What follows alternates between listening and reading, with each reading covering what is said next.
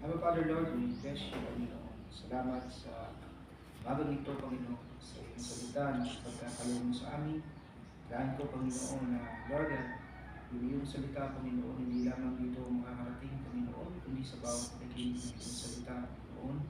Lord, ito yung silbi, Panginoon, apuhi sa kanilang puso, na pagbabago, Panginoon, ng kanilang buhay. Sa bawat isa sa amin, Panginoon, dahil ko, Panginoon, ng awa at yung haba, Panginoon, sa bawat nakikinig ng iyong salita, patuloy itong matanim sa mga lupa, marinig ng Panginoon ang aming pandinig, Lord God, at maintindihan ang aming isipan at ang aming puso ang iyong sinasabi sa Panginoon namin ngayon, Panginoon. Salamat, Panginoon, kay maghari, kay maluwalhati sa pangalan ng Jesus. Amen. So let us open our Bible in Luke chapter 10, verse 41. Balikan muna natin yung 40, sabi dito, but Martha was discredited with much serving. And she went up to him and said, Lord, do you not care that my sister has left me to serve alone? Tell her then to help me. But the Lord answered, Martha, Martha, you are anxious and troubled about many things, but one thing is necessary. Mary has chosen the good portion, which not be taken away from her. Praise God. So, itong tatalakayin natin ngayon, ang binibigay sa atin ng Panginoon sa panahon ngayon is how, sabi diyan, papaano mo, sabi diyan, nami-miss o papaano mo gustong mas dumulog sa presensya ng Panginoon. Gaano mo na hinahanap ang Panginoon? Gaano mo na gustong maranasan muli yung pag-ibig ng Panginoon sa iyo? Sapagkat sa panahon natin ngayon, marami na ang nawawala, marami na ang lumalayo, marami na ang naliligaw. Marami na ang pinipili ang sarili nilang daan, at marami na rin ang busy sa kanilang mga gawain sa araw-araw. So kaya dito, yung questions na sa umagang ito na binibigay ng Panginoon sa atin, gaano nyo nga ba ako gustong purihin at sambahin? Gaano nyo nga ba ako gustong makasama sa inyong buhay? Naalala mo pa ba nung ikaw ay nung unang nag-umpisa na makilala mo ang Panginoon? Nandun ka pa ba sa panahon na may langis pa ang iyong puso, may langis pa ng banal na spirito ang iyong katawan, may langis pa ng banal na spirito ang iyong lakad? Nandun ka pa ba sa hinahanap mo pa ba ang Diyos? Nandun ka pa ba sa kailangan mo pa ba ang Diyos? Sapagkat sabi nga sa napakaraming kabalahan natin sa panahon ngayon, sa napakaraming bagay na dumarating sa atin na hindi naman inaasahan, may mga pagkakataon talaga na dumarating ang isang bagay na susubukin tayo na hindi natin kayang lampasan at hindi rin natin kayang pagtagumpayan. Kaya nababali yung ating atensyon sa mga bagay na meron mga dapat gawin at meron mga bagay na dapat unahin at matapos. Pero sa kabila ng iyon, makikita mo sa story nito, may pinili si Martha na mas higit, may pinili si Mary na mas higit kay Martha. Ipinili ni Martha ay naging busy sila sa mga bagay na kailangan kong gawin. Narinig mo na ba ito na kapag ka nag-invite ka sa church na church tayo, marami kami gagawin. Busy kami ngayon. Merong tatrabaho pa, busy kami sa trabaho, pastor. Busy kami pastor sa gawain, bahay. Busy kami sa mga dapat na kabisihan namin sa panahon ito. At lagi yung natataon kapag mag-church tayo, kapag sasamba tayo, lagi natataon yan sa ganung klase ng sitwasyon. Hindi naman bago nung Lunes na marami kang gagawin. Hindi naman bago nung Martes na busy ka pa rin. Hindi naman bago nung Miyerkules na ikaw ay nagtatrabaho pa rin. Pero nasaan yung punto na ibinigay mo yung sarili mo doon sa harapan at paanan ng Panginoon? Nasaan na yung punto na nagutom ka pa ba sa Diyos? Hinanap ko ba ang Diyos? Kasi ang katwiran ng maraming tao ngayon sa atin, kung hindi kami gagawa, kung hindi kami magtatrabaho, wala kami kakainin, naiintindihan ng Panginoon niya. At hindi naman inaalis ng Panginoon na magtrabaho tayo. At hindi rin inaalis ng Panginoon sa atin na magsumikap tayo upang tayo ay merong mailagay sa hapag ng ating lamesa, na meron tayong kakainin, na meron tayong pambayad ng kuryente, meron tayong pambayad ng ilaw, meron tayong gagamiting pera sa mga susunod na pangangailangan natin. Pero naiintindihan din ba natin na kailangan natin magbigay ng panahon sa Panginoon? Hindi hinihingi ng Panginoon yung buong panahon. Ang hinihingi ng Panginoon, nasa na ako sa parte ng panahon na yun? Kasama mo pa ba ako? Kung maalala natin, sabi dun sa Matthew 6:33, ang sinabi niya ni seek ye first the kingdom of God. Merong talentuhin na ibinigay ang Panginoon na kailangan natin hanapin muna. Saliksikin muna, unahin muna natin ang kaharian ng Panginoon sa gayon. Ipagkaloob ng Panginoon yung mga bagay na ninanais naman natin. Una doon tayo doon sa linya at nilalakaran natin yung gusto mangyari ng Panginoon sa atin. Mangyayari naman yung gusto mangyari ng Panginoon sapagkat ang salita ng Panginoon ay totoo at buhay. Amen. Kasi kung ang sandigan ng ating puso, ang sandigan ng ating pananampalataya ay ang salita ng Panginoon, hindi mahirap. Hindi mahirap na sundan yung gusto ng Panginoon sa atin at mangyari yung mangyayari dahil ginusto ng Diyos. Sabi ng Numbers 29 na sinabi ko, the Lord is not a man that he should die. Hindi naman tao ang Diyos upang magsinungaling sa iyo. Naiintindihan ng Panginoon yung struggle natin sa buhay. Naiintindihan ng Diyos na marami tayong pagkukulang.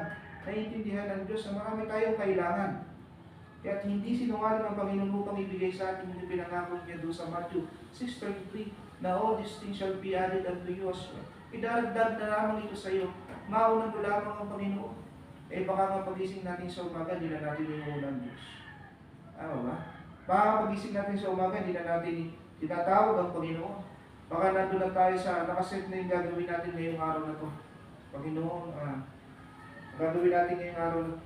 Yung gagawin mo sa araw na ito. Mangingisda ka pa, magtitiktok ka pa, magpo-post ka pa sa Facebook. Tama ba? Magbablog ka pa.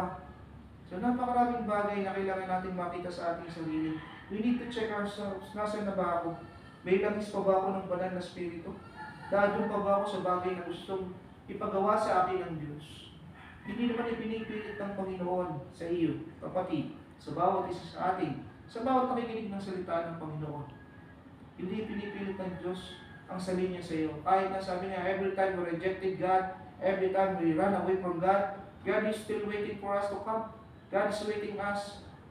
Nihintay pa rin tayo ng Panginoon na bumalik sa Kanya. Nihintay pa rin tayo ng Diyos na manumbalik tayo sa Kanya. Kaya nga lamang itinuturo ng Panginoon ito sa atin upang tayo magising sa katotohanan. Nasaan ka na ba ngayon? Hinahanap ka na ng Diyos, hindi mo pa alam. Because you are busy. Because you are busy. Sabi dito ng Panginoon, ang Diyos na nagsalita. Marta, Marta, napakarami mong mga alalahanin. Napakarami ng iyong iniisip. Napakarami ng iyong ginagawa. Pero ito lamang yung kailangan. Ang sinabi ng Panginoon. At pinili ito ni Mary. Itong portion na ito. Which portion yung pinili ni Mary? Anong portion yung pinili ni Mary? At sabi diyan, which never be taken from her. At ito hindi na makukuha kailan pa man sa kanya. Ano ba yung portion na sinasabi ng Panginoon? Panginoon, ano ba yan? Kundi yun na yung manatili sa paanan ng Diyos. Amen. Yung nandiyan at hanapin mo ang Diyos. Unahin mo ang Diyos. Yan ang sinasabi. Hindi sinasabi ng Diyos sa iyo na unahin mo siya dahil walang tao sa church niya. Hindi sinasabi ng Diyos na unahin mo siya dahil walang member nito. Sinasabi ng Panginoon sa atin na unahin natin ng Panginoon sapagkat yung portion na pinili mo, yung portion na kinuha mo, ay hindi maaalis sa iyo. Hindi na yan maaalis sa iyo kapag pinili mo ang Panginoon na sa kabila ng marami kang labahin, marami kang alalahanin, marami kang problema, ay pinili mo pa rin ang Panginoon. Ano sabi ng Diyos? Hindi na yan maaalis sa iyo. God will never leave you nor forsake you. Amen. Hindi kayo iwanan ng Diyos. Ang tanong ko lang dyan ay, tunay pa ba sa iyo ang salita ng Panginoon? Nararamdaman mo pa ba yung init ng salita ng Panginoon na dumadaloy sa iyong katawan? Nararamdaman mo ba yung pag-aakap ng Panginoon sa iyo? Hindi naman nabago ito sa atin sapagkat sinabi nga sa Matthew chapter 24, basahin natin, ano? Because of the increase of wickedness, the love of most will grow cold. Dahil sa napakaraming mangyayaring mga, sabi diyan, kapalaluan sa ating daigdig. Mga bagay na tataliwas doon sa nais ng Panginoon sa kalooban ng ating Diyos. Maraming pag-ibig ang manlalamig. At hindi lamang yan para doon sa mga hindi nananampalataya sapagkat yung mga hindi nananampalataya ay tunay ng malamig. Diba? Unawaan mo yung sinabi ng Panginoon, ano? The love of many will grow cold. Ibig sabihin, yung mga nagmahal sa Diyos, yung mga nakakilala sa Diyos ng una, yung mga tinanggap ang Panginoon, nagpuri, umiyak, sumamba, nagdasal, nag-spend ng maraming oras sa Panginoon, they will grow cold. Lalamig yung pag-ibig, lalamig yung pananampalataya, lalamig yung pagtawag at marami ay tatalikod sa Panginoon. They will be backsliding. Diba? They will be, sabi yan, a distractions of your faith. Distractions of your love. Bakit po? Bakit po gano'n? Because of the increase of wickedness. Maraming kapalaluan. At mapapatanong ka na lamang sa iyong sarili, nandiyan ba talaga ang Diyos? Tunay ba talaga ang Diyos? Bakit ganito yung nangyayari? Bakit sila gano'n? Bakit kami ganito? Ano nangyari sa akin? Nananampalataya naman kami sa Diyos. Pero hanggang ngayon, gano'n pa rin kami. Tama? Natututo tayong tumingin sa mga bagay na taliwas sa gusto ng Diyos. Kaya tayo ay nalalayo sa Diyos. Tama ba? Kapag ka hindi mo na kayang piliin ng Panginoon, dito mo mararamdaman ang unti-unti na dumalamig ang pag-ibig mo. Kapag ka wala ka ng panahon sa Diyos, hindi lang dahil hindi ka pa nakapag-church. Hindi lang dahil hindi ka naka-attend ng prayer meeting. Hindi lang dahil, sabi diyan, hindi ka nakapag-evangelize. Hindi ka nakapag-soul winning. Hindi lamang yan dyan, kapatid. Kapag ka hindi mo na kayang i-prioritize sa unahin ng Panginoon, lumalapit ka na. Kapag ka hindi mo na siya kayang unahin sa umaga, kapag ka meron na mas mahalaga sa iyo na ipinapalit mo dun sa pusong uhaw sa Panginoon, lumalamig ka na. Paano kung malalaman na wala na rin akong nais? Unti-unti ka na lumalayo sa Diyos. Marami ka nang ikakakbira. Para lamang hindi ka makapag-church, para hindi ka makapanalangin, para hindi ka makapanampalataya. Paano nga yan, brother? Paano yan, pastor? Paano yan, sister? Masasagot mo ba yung aking kakainin ngayong araw na to? Kapag ka hindi ako nagtrabaho, kapag hindi ako gumawa, kapag ka hindi ako kumilos para sa aking pamilya, hindi naman mahal, sabi yan, hindi naman inaalis ng Panginoon sa atin na mag-alala. Tama? Na mag-alala ka sa mga bagay na yun, pero panghawakan mo yung sinabi ng Panginoon kung ano yung tinanggal niya. Do not worry about many things. Tama? Do not worry about many things. Ilanis ng Panginoon yung alalahanin. Kaya lang nasa puso natin palagi yung pag-aalala eh. Ano makakainin namin kapag ka hindi ako nagtrabaho?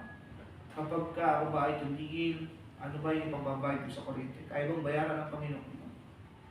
Kasi sinusukat natin yung kakayahan ng Panginoon base dun sa kakayahan na binigay niya at ginagawa mo ngayon. Kaya naliligaw tayo ng landas. Sabi nga, all these things shall be added unto us if we seek the kingdom of God first. Totoo ang sinabi ng Panginoon. At ito ay challenge sa atin. Kung uunahin mo ang Diyos, they will be added a portion unto you. May meron lamang may dadagdag sa iyo. Kasi kung ano yung inumuna mo, nadadagdag sa iyo. Tama? Kung ano yung mas pinipili mo, yan yung mas nagiging habit mo. Tama? At yan mas yan yung kinikilusan mo. At yan yung naririnig mo. Sabi nga ng Panginoon, the sheep know my voice. Alam ng sheep yung boses at tinig ng Diyos. Pero kapag ka ikaw mismo, kapag ka ang tupa mismo nalayo sa Diyos, maririnig mo ba ang tinig ng Panginoon? Palagay ko hindi na.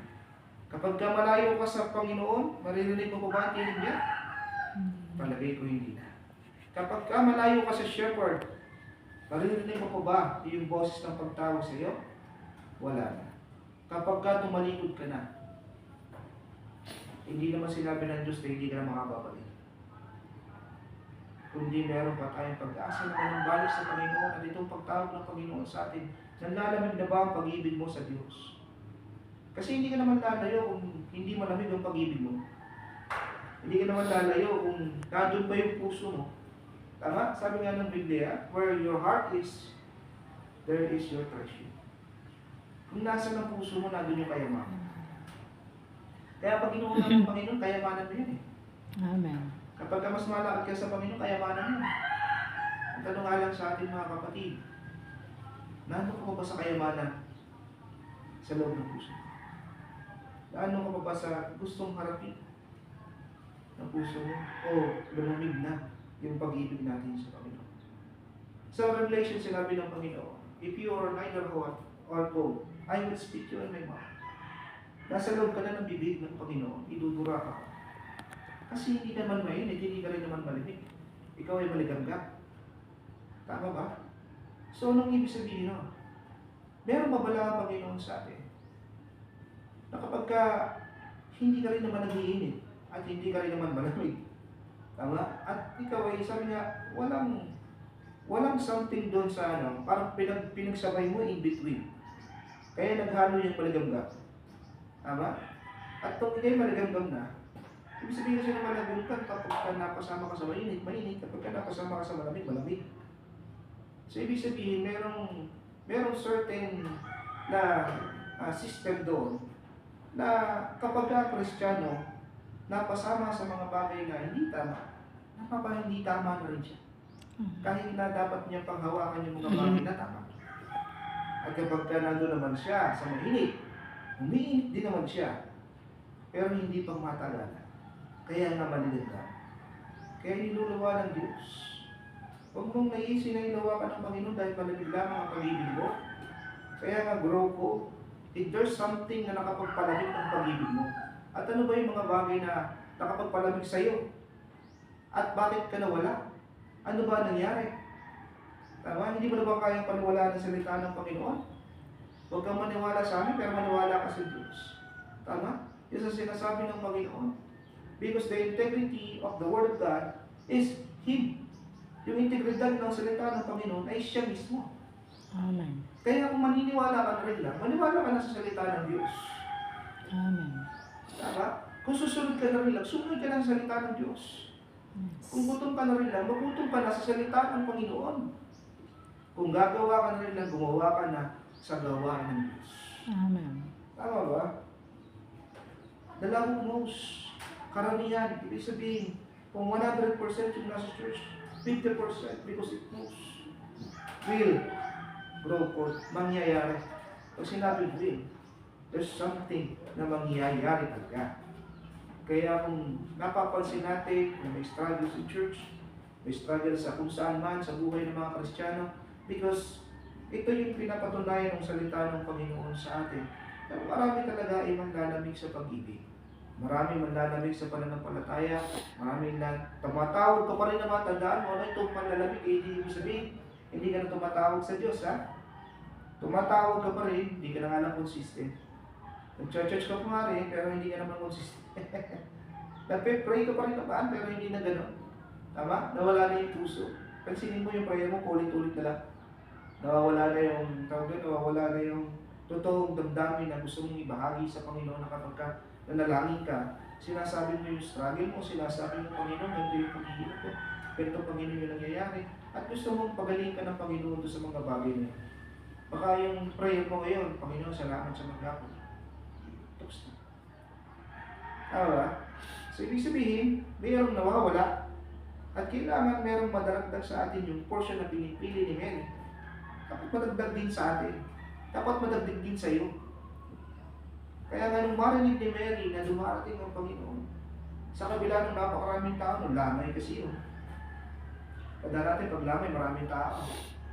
Tama? Because they are, sabi niya, kinimemorate nila yung mga bagay na nagawa sa kanila ng tao.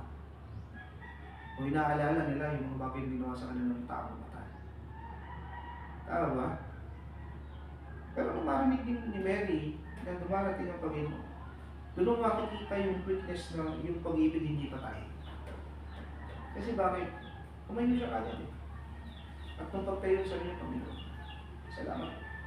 Sabi niya, Panginoon, salamat. Salamat, Panginoon. Yun lang. Nanatili siya sa paanan ng Panginoon. At ano ang naramdaman ng Panginoon? Naiyak pa nga ang Diyos. Naluha pa ang Panginoon. Dahil doon sa pag-ibig na gusto mong iparanas sa Panginoon. At nais ng Panginoon na maramdaman mo rin siya. Ang tanong, nandun ka pa ba, kapatid? At sabi po rito sa talata nito, 2 Timothy, verse 3-2, people will be lovers of themselves, Lovers of money, boastful, sabi yan, proud, abusive, disobedient to their parents, ungrateful, and unholy. Ulitin natin. 2 Timothy chapter 3, verse 2. People will be lovers of themselves, lovers of money, boastful, proud, abusive, disobedient to their parents, ungrateful, unholy. Marami, they will be lovers of themselves. Tama ba? Yan yung mangyayari kapag nilalamig ka.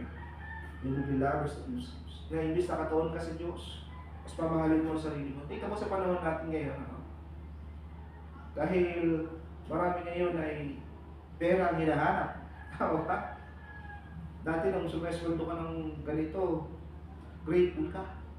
Pero nung hindi na nagkakasya, gusto mo tumaas, hindi mo problema yun. Hindi naman magsabi dyan, mag-nais ng gano'n. Lahat naman tayo nais yan. Pero according sa will ng Panginoon. Tama? Tataas tayo ng Panginoon according dun sa kalooban niya. Tama? Kaya marami ngayon vlogger. Tama? Kaya marami rin ngayon hindi naman to para dun sa siraan yung mga vlogger, ano? Kundi malaki kasi ang kita doon. Marami kasing sabi dyan, malaki yung opportunity doon at malaki yung sabi dyan, malaki yung income doon. Kaya marami gusto maging gano'n. Because they after yung makukuha niya. Kaya hindi naman masama. Kung kalooban ng Panginoon sa iyo yan, hindi naman masama kung nagagamit mo sa kalooban ng Diyos yan. At hindi rin naman masama kung gusto mo gamitin sa kalooban ng Panginoon yan. Tama ba? So, we'll be lovers of themselves. Maraming views. Gusto natin popular tayo. Tama?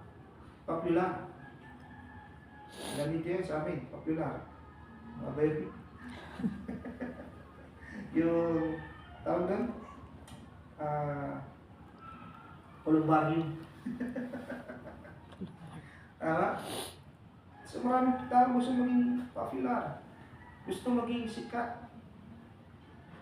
Gusto maging mayaman. Hindi mo masama yun. Lahat ng tao gusto maging mayaman. Pero iba kasi kapag puso mo sa Panginoon. Tama ba? Kapag puso mo sa Panginoon. Kapag gusto mo sundan yung kalooban ng Panginoon, uunahin mo pa rin siya. Tama ba? Sabi dito, lovers of money and boastful, proud. Tama ba? Mantakin mo, maraming tao ganyan. Mga politiko, ganun din. They were boastful and proud. Pinagmamalaki yung kayamanan. Pinagmamalaki, they were proud and abusive. Kaya ngayon, yung mga topic sa Senado, ganyan. Nakikita mo yung event sa ating mundo na gano'n na pala kalala. Yung sinasapit ng ating bansa at sinasapit ng bawat isa sa atin. Ano magagawa natin bilang sa Kristiyan? Kundi manalangin, humingi ng tawad at humingi ng paggabay sa ating bansa. Kasi kung nandun tayo sa ganung linya, hindi malayo na lahat ng nais ng Panginoon ay matutupad sa ating bansa. Ano pa sabi dyan? Disobedient to their parents. Kaya mga kabataan ngayon, disobedient. Tama? Utusan mo. Tawag yan. Matawag dito. Meron pang mga pasakali. Meron pang pagsagot. Kasi na-influensya niya yan. There was so many influence. Sabi diyan, sa mundo natin ngayon, that can take over sa bawat isa sa atin. Na pwedeng na-influensyahan ka na hindi mo pala. Kaya nga sabi diyan, be careful on what we are watching, be careful on what we are, sabi diyan, what we are scrolling. Kasi kung ano yung mga bagay na kinahihiligan mo, yun naman ang talagang bubukulatin mo at yun naman talaga mahanapin mo. Tama ba? So sabi diyan, ungrateful and unholy. Pag sinabi natin ungrateful, wala na yung gratitude. Hindi ka na nagpapasalamat. You are unholy. Sinabi natin unholy, mga bagay na hindi mo na ginagawa yung may ayon doon sa kabanalan at gusto at nais ng Panginoon. Tama? Sabi nga, we are not perfect. Hindi naman tayo perfecto, lahat tayo nagkakamali, nagpupulang, nagkakasala. Tama? Nararamdaman natin lahat yan because we are human. Tao pa tayo. Mararamdaman mo yan, struggle ka pa, nagkakasakit ka pa, nagpupulang pa. nagkakasala ka pa, lahat yun nararanasan pa natin bilang isang Kristiyano. Hindi ka naman perfecto eh. But the only thing that is perfect to you is God. Amen. Ang Panginoon lang mismo ang perfecto sa iyo. Kaya kapag inuuna mo ang Panginoon, even though may struggle, even though nandiyan yung kasalanan na humigit sa iyo, nagkakaroon ka ng choice, Panginoon, tulungan mo ako maging malakas. Tulungan mo ako makapagtagumpay sa ganitong klase ng kasalanan. Tulungan mo ako, Panginoon, na muli manumbalik sa iyo yung pag-ibig ko. Sapagkat ito yung mangyayari sa ating huling panahon at nandito na tayo sa huling panahon na tinatawag. Parang marami nang kasabi na matagal na namin naririnig yan at di pa naman bumabalik ang Panginoon. Matagal na namin naririnig yan, di pa naman bumabalik ang Diyos. Paano kung bumalik na? Tama? Paano kung nandiyan na sa pintuan? Paano kung kinakatokan na? Tama? Ang pagkukulang ng 5 hangal ay walang dalang langis. Tama? Wala silang dalang langis eh. Tama ba? Kaya dumating yung groom. Sila nakapasok. Naniniwala sila, napapasok sila doon sa banquet ng kasala ng groom. At maraming Kristiyano ngayon, maraming mananampalataya ngayon, kahit hindi mananampalataya, naniniwalang papasok doon sa langit at sa kaharian ng langit. We're using our badge na tinanggap mo ang Panginoong Jesucristo, pero baka wala kang langis. Tama ba?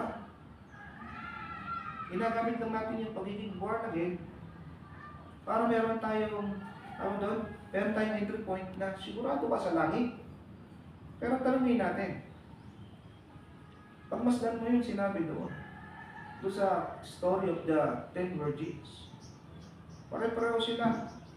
Naandun sila sa banquet hall. Yung iba nga lang, may dalang langis at yung iba wala. Ibig sabihin, may Kristiyanong wala ng langis at may Kristiyanong nag-aalab ng langis. Kahit na sabihin natin, pare-pareho din naman silang nakatulog. Tama? They experience the same experience. Pareho silang nakatulog eh. Sa pag-aantay. Pero kaibahan, yung 5, they are prepared, they are ready. When you are ready, kapag ikaw ay handa sa pagbabalik ng ating Panginoon, masusurpas yan. Kahit na anong mangyari panahon, anong eres ng buhay natin, tatnan, babalik ang Panginoon at makakasama ka doon sa kanyang pagbalik. Tama ba? May invite ka doon. Kaya nga tanong sa ating mga kapatid sa ngayon, nasaan na yung langis? We must ask ourselves today, tanongin natin yung ating sarili, may langis pa ba ako bilang isang Kristiyano? Kasi kung wala ka ng langis, manlalamig ka. Akala mo nasa Panginoon ka pa, pero wala ka na. Look at what happened to Samson. Ano nangyari kay Samson? Akala niya malakas pa siya, ano? So akala niya nandun pa siya sa strong pa siya. Nasa kanya pa yung anointing ng pagiging malakas dahil may biyaya ang Panginoon sa kanya. But something went wrong. Tama ba? Something happened. May mga bagay talaga na darating. At dumating yung kay Samson. At nung pagdating ng panahon na yun, huli na lahat. Natanggal na ang mata niya at nabulag na siya. Tama ba? Pinaglalaro na siya ng kalaban. Mga kapatid, ito yung paalala sa atin na hindi porke naging mainit ka noon, mainit ka ngayon.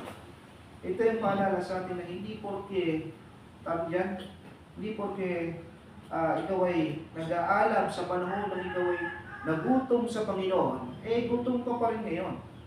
Kaya nga ang tanong dito ng Panginoon sa atin yung sinabi niya kay Martha, Martha, Martha, you are worried about so many things, you are troubled.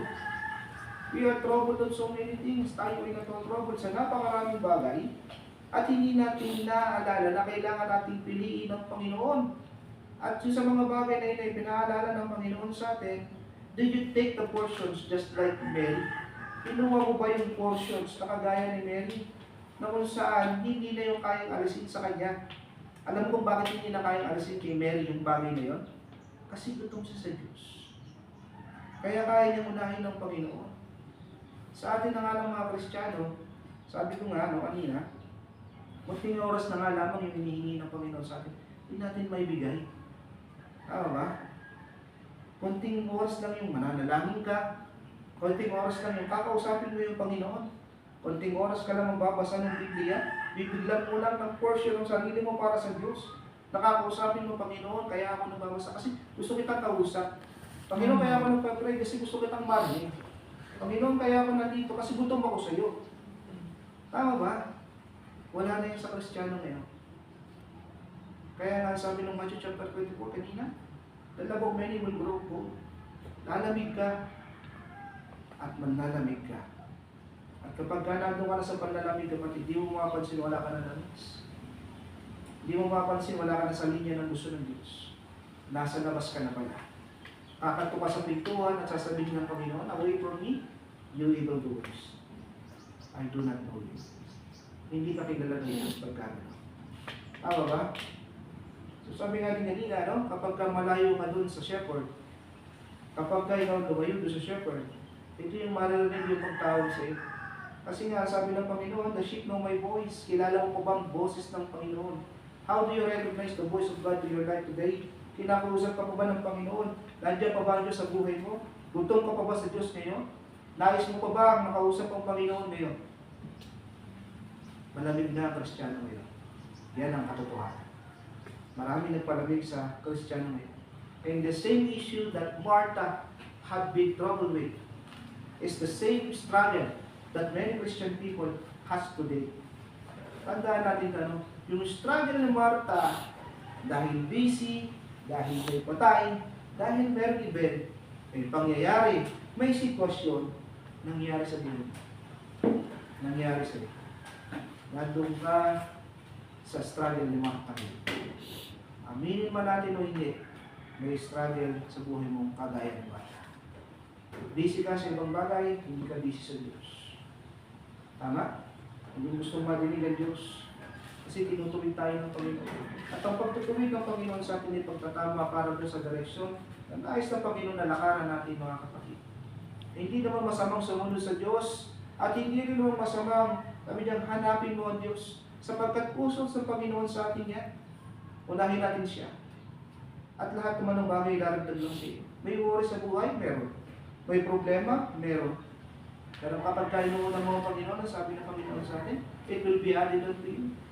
Meron idaragdag ang Panginoon sa iyo na hindi galing sa sarili mong kakayanan, na hindi galing sa mundong ito, pero galing sa Kanya. That's overwhelming because you are entering to a, sabi yan, to a portal of the Spirit na ang Diyos ang nagbibigay sa iyo, na ang Diyos ang siyang umaalalay sa iyo, na ang Diyos ang nagpapatibay sa iyo. Hanggat gutom ka sa Diyos, hanggat hinahanap mo ang Panginoon, hindi ka pababayaan ng Panginoon. Amen. Ang problema nga lang palagi sa ating mga kapatid. Lagi tayong nakalilimot because yung ating diversion ng pananampalataya, dinadivert natin yung faith natin sa ibang bagay. Kaya na tayo ay nauuwi sa struggle. Nauuwi tayo sa pastor, busy kami ngayon. Pastor, brother, hindi kami makakapunta ngayon. Tama ba? Ang totoong pupuntahan mo rito is not me. It's not the church. It is the Lord. Kasi gutom ka. Kasi uhaw ka sa Kanya. Kung pupunta ka lang dahil sa akin, pupunta ka lang dahil sa church, mali yun. Pero kung pupunta ka dahil gutom ka sa Diyos, gusto mong ma-experience yung Panginoon, gusto mong maranasan ng Diyos, katulad ni Mary, mangyayari sa iyo. Hindi na maaari sa iyo yun. Kasi bakit? Gutom ka sa Diyos eh. Nakalulungkot sa panahon natin ngayon. Ayaw dapat natin mangyari na manlamig ang pag-ibig ng karamihang mananampalataya. Pero nangyari. Kasi bakit? Tunay sabi ng Diyos eh. Sino ang pumili? Pinalalahanan na tayo ng Panginoon sa Kanyang salita. Na-recognize ba natin yung Kanyang salita? Pinakinggan ba natin? Minsan gano'n Miski may sinasabi ang Panginoon sa atin, hindi naman natin pinapakinggan. That's why nalalayo tayo. That's why tumatalikod tayo. Kasi may mga bagay tayong pinipili. May mga bagay tayo na gusto natin kalimutan, yung kalooban ng Panginoon para lamang doon sa bagay na yun. Tama? At ano man yung mga bagay na pinipili mo ngayon. Ano man yung mga bagay na gusto mong sundan ngayon, kapag kaya na italawa sa kalooban ng Panginoon, it's your choice. Hindi ka pipilitin ng Diyos na tanggapin siya. Pero aantayin ka ng Diyos na bumalik sa Kanya. Amen. Amen? Tama? Ganyan kabuti ang Panginoon. Sabi nga ng bata, kahit maraming struggle. Many people will turn around. Maraming tao tatalikod. Pero nag-aantay ang Panginoon. Hanggang naandyan pa yung mercy ng Panginoon sa atin. Yung habag ng Diyos sa atin. Yung awa ng Diyos sa atin. Naantay tayo ng Diyos. Huwag natin antayin na nadala tayo sa finish line. Dahil sinabi ng Panginoon, hindi ka na nga mainit. Hindi ka na nga malamig. Ikaw ay magdang ka. Finish ka na. Tapos ka na. Tama ba? Kaya maraming tao ngayon, sabi ko nga kanina, yan na naniniwala na babalik ang Panginoon. Kasi matagal na nilang naririnig. At matagal na nilang pinapakinggan. Hindi naman daw nangyayari. Tama? Yung mga natira pa ka sa tagal na namin yan, panahon pa, 19 pa namin narinig na babalik ang Diyos. Ang dami na nga nangyari. Tama? Nandito na nga tayo sa year ng Gen Z, Generation C. Ngayon, wala naman yung Diyos eh. Okay lang muna na ako ay tumalikod. Mag-backslide ako. Magbalik ako doon sa dati. Okay lang muna. Wala pa naman ang Diyos. Tama? The same issue na naging struggle, yung 10 bere. Tama? Ang pinagkaiba ng may langis. Tama ba? Ang pinagkaiba ng may bit na langis. Alam nila na tunay yung sinabi ng Panginoon na tayo will come. Be ready. Be aware of it. Kaya sila may dalang langis eh. Hindi naman basta sumibol lang yung langis doon. Yung langis na yun, ay base sa kagutuman nila sa Panginoon. Base doon sa gutom nila, na gusto nila lang makasama ang Panginoon. Na ang banal na Espiritu mismo, nagdadagdag ng langis sa kanila. Kaya kapag gutom ka, pupunin ka ng Diyos. Amen. Depende sa bagay na kinakain mo. Ulitin ko, no? Depende sa bagay na kinagugutuman. Kapag ka nag-crave ka, sample lang, nag-crave ka ng kanton, kakain ka ba ng tawag dito, ng kwek-kwek? Siyempre hindi. Kanton ang struggle mo eh, tama? O kapag ka nagutom ka sa isa, kakain ka ba ng calamares? Pwede na yun. Tama? Siyempre, isa ang kakainin mo. Kaya kung saan ka nagugutom, yun ang unahin mo. Tama ba? Kaya ito yung katanungan sa ating mga kapatid. Na nais ng Panginoon nating madinig. Handa pa ba ang tenga mo at puso mo sa pakinig ng salita ng Panginoon? At handa ka pa bang may makuhang portion sa ating Diyos na hindi na kaya alisin sa iyo? Saan ba ngayon nakaangkla ang puso mo? At ano ba ang gustong tayuan ng pananampalataya mo ngayon? Hindi porke marami gumagawa, ay tama. Hindi porke marami kang napapanood na gano'n ang ginagawa, tama yun. Hindi porke marami kang nakita na ginagawa ng iba, tama para sa iyo. As long as there's no, instructions coming from the Lord, huwag mong gawin. As long as there's no, sabi diyan, wala kang tinig na narinig mula sa Panginoon, huwag mong gawin. Tama ba? Kahit sabihin natin, magbe-beneficio ako rito. Siguro marahil sometimes makikilala ako. Hindi naman ang struggle ng karamihan. Gusto maging popular, gusto maging mayaman. Tama ba? Pero ang gusto ng Panginoon sa atin ngayon, ito yung ibinibigay ng Panginoon sa atin. What will you choose? Ano pipiliin mo? Do you want to take the side just like Martha? Or the side of Mary? Which choose to be with the Lord? Gutom ka pa ba, kapatid? Nagugutom ka pa ba sa Diyos? Hindi ito paalala sa bagay na hindi nakikinig. Paalala ito sa mga nakakakinig. Darating ang Diyos at tatanungin ka ng Panginoon. At yung katanungan na yun, nasa iyo. Gusto mo bang nandyan pa yung langis? Padagdagan ka pa ng langis na pananampalataya. Amen. Gusto mo nagugutom ka pa sa Panginoon? Mauhaw ka sa Kanya. Uhaw ka sa Diyos. Sabi ko nga yung struggle, pag-iirap, nandiyan naman yun, hindi nawawala yan. Hindi nawawala yan. Pero meron naman asawa, hindi ka lang mamatay yung kanilang anak. Dinala nila sa ospital, ilang anak pabalik-balik. Tama ba? balik-balik. Pero nung inuna nila ang Diyos, ganyan ba? But there was a story. Tayo yung centurion, mamamatay dahil mamamatay din sa amin. Hinanap niya ang Diyos. Tapos sabi niya, Panginoon, kailangan ko po ang tulong. Tapos sabi ng Panginoon, sige, hindi, pupunta ako sa inyo sa bayan. Sabi niya, Panginoon, huwag na po. Sapagkat ako ay meron din katungkulan na kagaya niyo. Sabihin mo lang po, Panginoon. Yung salita mo lang, Panginoon, pangahawakan ko na. At kung hindi lang hanawakan niya yung sabi ng Panginoon, bumalik. Tama ba? Kung naghahanap ka ng miracle, nasa Bible na eh. Yung story ng miracle, nasa Biblia na. Hindi ka naman nadalayo eh. Tama ba?